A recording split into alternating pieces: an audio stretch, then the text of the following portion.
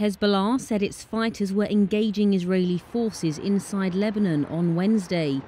Such ground clashes would be the first since Israel began pushing into its northern neighbour in a campaign against the Iran-backed group. This video, released by Israel's military, purports to show its troops in southern Lebanon.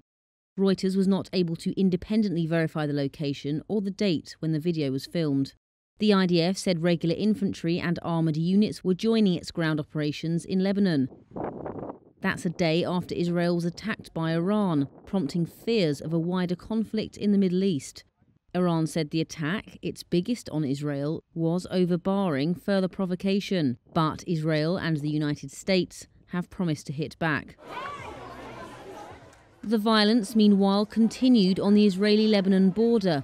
Displaced people like Ada have been flocking to this shelter in the southern Lebanese city, Sidon. God willing, Hezbollah will be victorious. The land is precious. What can we do? It is now soaked in blood.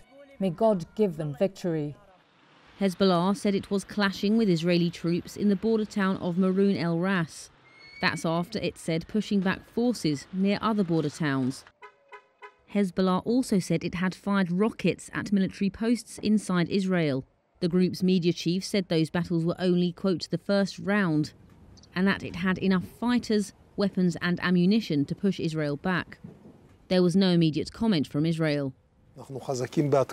However, Defence Minister Yoav Gallant visited troops near the border on Wednesday.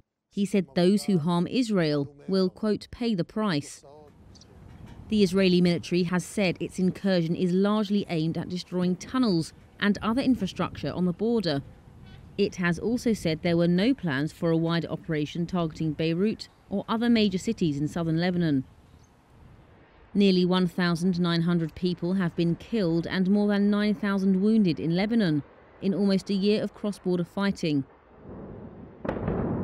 with most of the deaths occurring in the past 2 weeks, according to Lebanese government statistics. More than 1 million people have been forced to flee their homes.